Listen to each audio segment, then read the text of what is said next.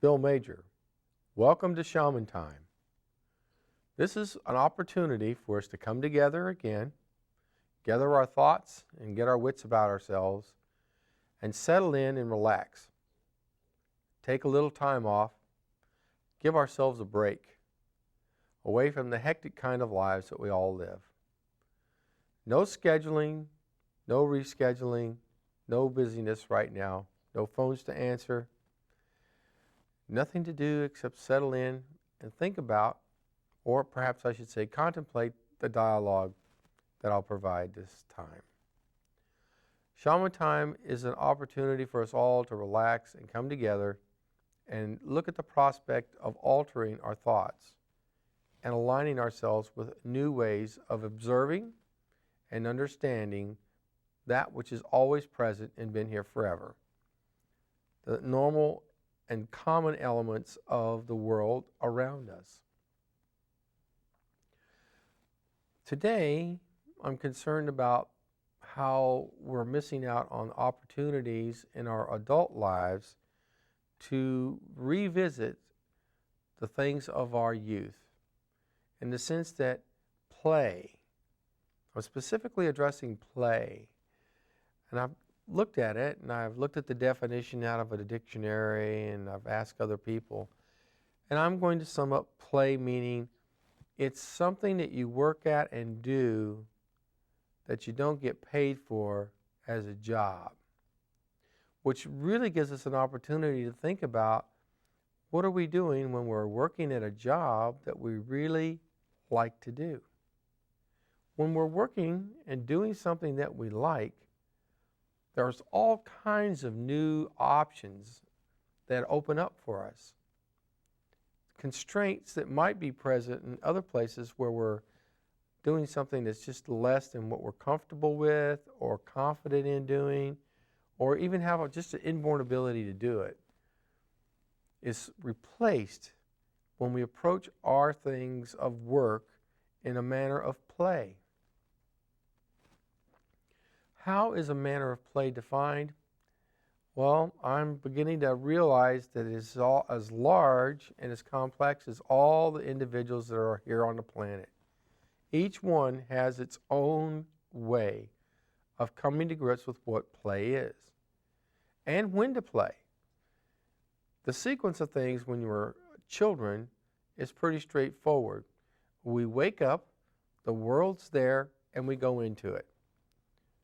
We're not really plugged into schedules and to any kind of particular life plan. We just know that we're learning all the time, and we are discovering things all the time. Everything is new, and it's all a discovery. So we're completely like huge sponges, ready to soak up and suck up everything that we come into contact with. Since we have nothing to base it against or know about it, we are just open books to be written into.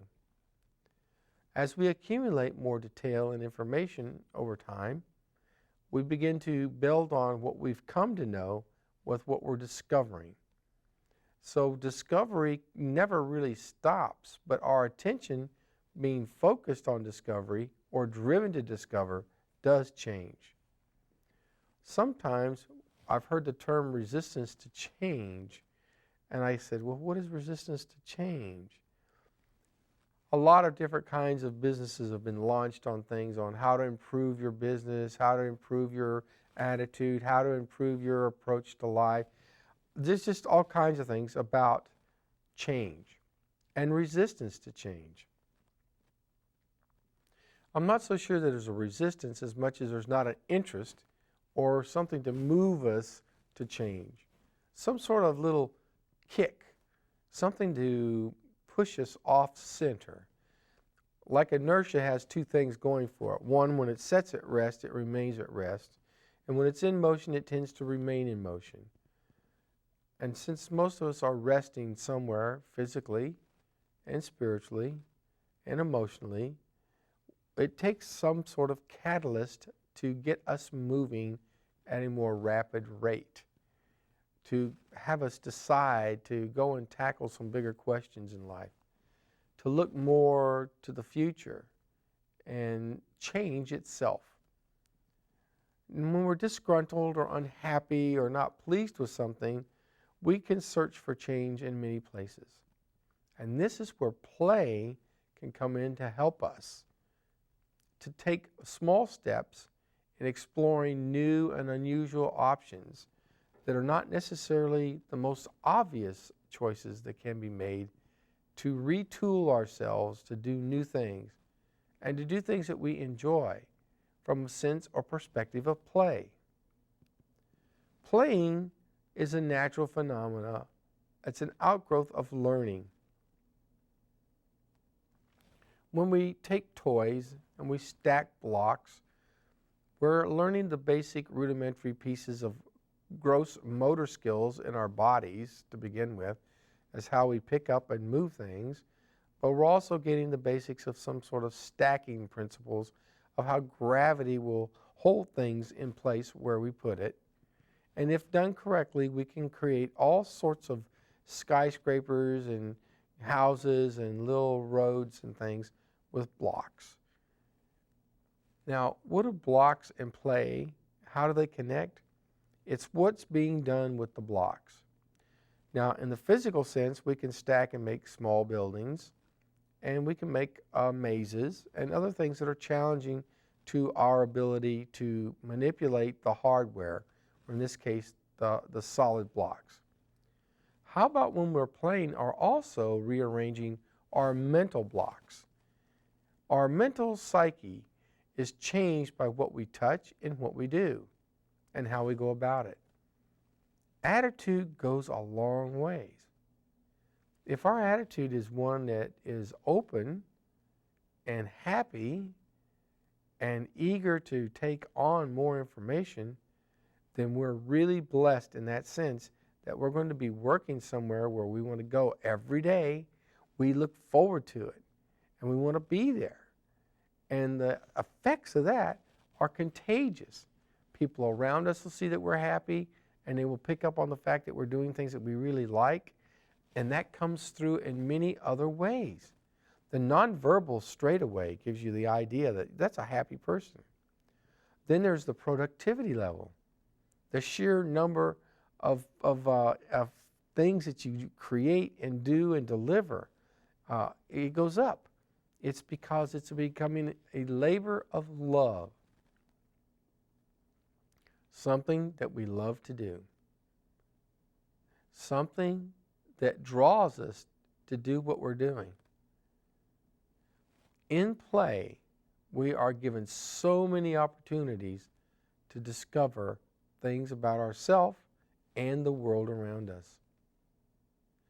Interaction between yourself and another individual may have come very late in life.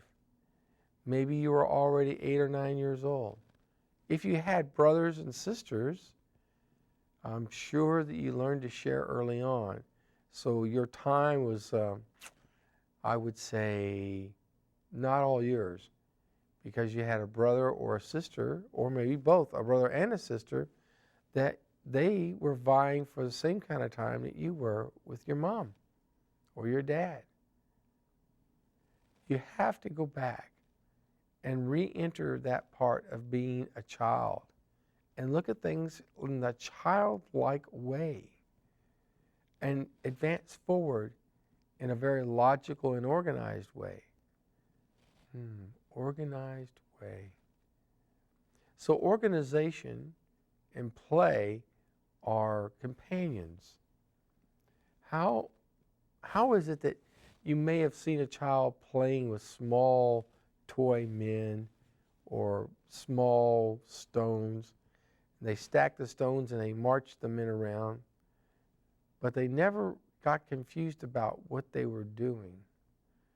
The dialogue that was on the internal or inside of them was fully developed and providing all the outputs needed to provide for the development of play to progress beyond just the simple satisfaction and gratification of doing something, to actually constructively play and build on the future.